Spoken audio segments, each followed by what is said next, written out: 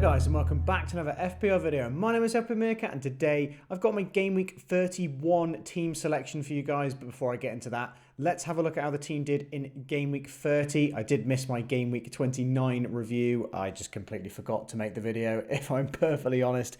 But yeah, the team for Game Week 30, it was really good to be honest. 69 points with a -4 hit taken, which is a pretty solid week to be honest. It was a nice green arrow there from 201k to about 177k there, gained quite a few places.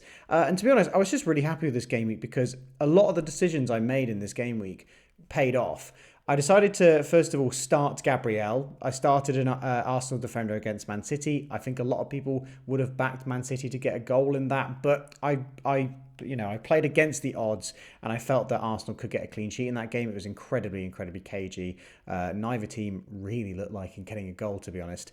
And the other thing was captaining Palmer. I was really happy about that. I didn't make my team selection video last week, but on my Twitter, I've kind of been shouting out a lot about how Palmer was the best captaincy option in my eyes. I know a lot of people will go with 50-50 between Salah and Son, but the stat that really got it over the line for me was how Palmer has gotten double digits against every single time he's played a opposition from who's been newly promoted. He's got a double-digit haul. Yes, Salah could have had a lot more points if he'd finished a lot more of his chances, but equally Palmer could have had a ton more points if players had finished off his assists. But yeah, Salah had a lot of shots, so I know a lot of people will be frustrated with his points there. But yeah, very happy that I not only owned all three, but that I captained the right one as well. Gave me a nice little boost over everyone else. The worst bit though was obviously not having Isak in the team. Isak, who was someone who's quite heavily transferred in. Those of you on wildcard, I don't have my wildcard. I could have done Watkins to Isak, and we will be featuring a team that did exactly that in a bit. But yeah, that would have been a lot of points. But in hindsight, Watkins against Wolves, I was never really going to get rid of him for that. And him getting injured at half-time was very unlucky, to be honest. But yeah, Tony managed to get a return there, which is really nice. Disappointed with Robinson as well. I thought it was quite a differential having a Fulham defender against Sheffield United. But yeah, it didn't really turn out that well. The benching I pretty much got spot on, I would say. I wasn't really going to start Doherty over Robinson there. So yeah, very happy with how this game week has turned out. Happy with the decision making. The only thing I got wrong was getting rid of Bowen. I got rid of Bowen instead of Maddison, and that has cost me 8 points, which is quite substantial. If I kept Bowen, it would have been a huge green arrow. But yeah, I was always going to keep Maddison for that Luton fixture, and he will be leaving my team very shortly. Now, moving on to the Game Week 31 team. Now, it's a very quick turnaround for this game week. The deadline's actually on Tuesday, so I'm having to make this now just after the games are all finished to get this out on Monday.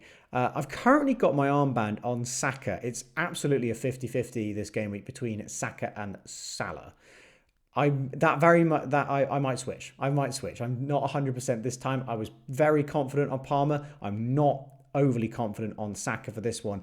It's just because I've always talked about how right wingers do exceptionally well against Luton. It's always worked out for me previously, and I'm hoping this goes along the same lines. But yeah, Salah is Salah, and he could have had an absolute haul today if he got his shots on target, and he has a long rest time until Thursday. So with Sheffield United, it is the best fixture on paper. It's absolutely sensible to go for a captaincy on Salah, and I would be risking it quite a bit going for Saka. I just think Saka has a chance of outscoring him. I might default back to Salah because I think they're both equally very strong picks this game week. So yeah, that'll be a decision that goes right down to the deadline for me because I am not 100% on either of those, either way round. I've got one free transfer and 3.1 million in the bank. I don't have Haaland, which is obviously a big discrepancy in my team. I don't have an easy route to get in Haaland because doing Watkins to Haaland leaves me 3 million short, so I'd have to downgrade someone to do it.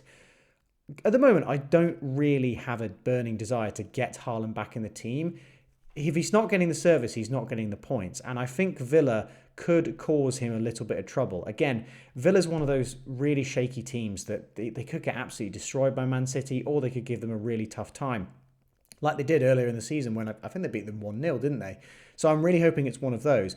And equally, I don't mind starting Watkins against City as well. I think he could get a goal in that. And he would be obviously quite a big differential at this point. The problem is with the injury, he might not even make it to that game as well. So it does make a lot of sense to get rid of Watkins. And the player who's number one on my transfer targets is Darwin. Now, it is between Darwin and Isak. Isak's the man in form. He's really reliable at the moment. He is a little bit injury prone, which I'm not too happy about. And he has good fixtures. But obviously Darwin has Sheffield United at home, the best fixture on paper this game week. And he has an upcoming double. So he looks like an incredibly good option to be getting in. But it is Darwin. He can be incredibly unreliable. And as we saw against Brighton, did he really look like getting a goal? It just seemed to all be going to Salah. So I'm not too sure about doubling up on the Liverpool attack. The team I would like to double up on the attack on, though, is Arsenal. Even though double defence is also an equally good shout, Luton have scored in, I think, 18 consecutive games now, which is the longest streak out of any team in the league. I'm really not confident about a clean sheet for Arsenal. Something's got to give, right? Luton with the longest scoring streak in the league, Arsenal with by far the best defensive stats. One of those things is going to give way. You would think it would be the Arsenal clean sheet, right? But I'm willing to back that the Arsenal attack gets a lot more points in this game week. So the player I'm looking at is actually Havertz. I do like the look of Ødegaard, but he's quite expensive in the midfield. Havertz has been playing very advanced, and with the likes of Martinelli and Jesus just coming back from injuries, I think he will be starting in the number 9 position as well.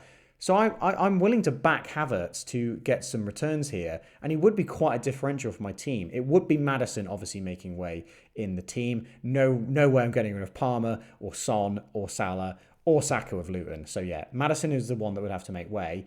And yeah, Darwin in for Watkins is also on my radar. So that would be a -4 hit that I'm taking there. But what that does give me is 6 doublers, I think that is, for Game Week 34. I don't have a free hit or a wild card, so I do need to be prioritising, I think, Arsenal and Liverpool players. So I think that makes the most sense in my transfers, is to go Maddison to Havertz and Watkins to Darwin. That also gives me some money in the bank to then go Tony up to Haaland next week and downgrade someone. Downgrade someone to get in Haaland if I have to. Again, they've got the Champions League coming up. Man City might start to prioritise the Champions League and potentially rest Haaland in some games. I'm not too sure about that because he didn't seem to get rested previously. He was taken off early in games they'd already, settled. But I'm liking the idea of not going for Haaland. I do want Foden, though. I do think Foden could be incredibly useful in the midfield, but I might go without Haaland just because of the amount I'm able to do if I don't have Haaland in the team. The other decision I've got to make is in defence, because I am starting a doggy right now.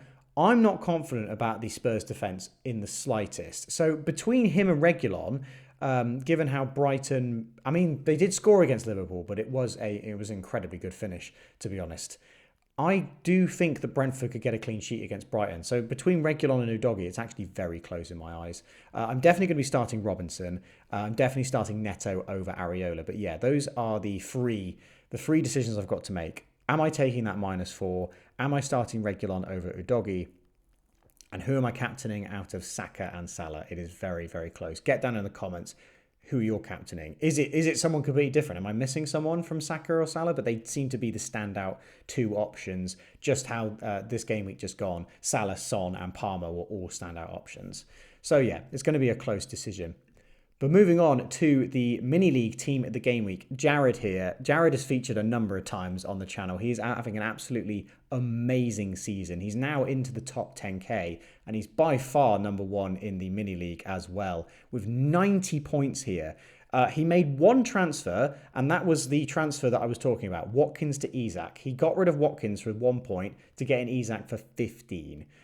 I don't know how he called that so well, but fair play to him. The only thing he got wrong was benching Kudus with his 12 points and starting Maddison with his 2. I would have absolutely done the same thing as you, but it must be frustrating looking at that Kudus on the bench and going, if I just started him, that's 100 points for the game week. But yeah, even 2 clean sheets as well. Clean sheets were very hard to come by this game week. It's 89 points on this graphic here, but he goes up to 90 because Saliba, I believe, got a bonus point.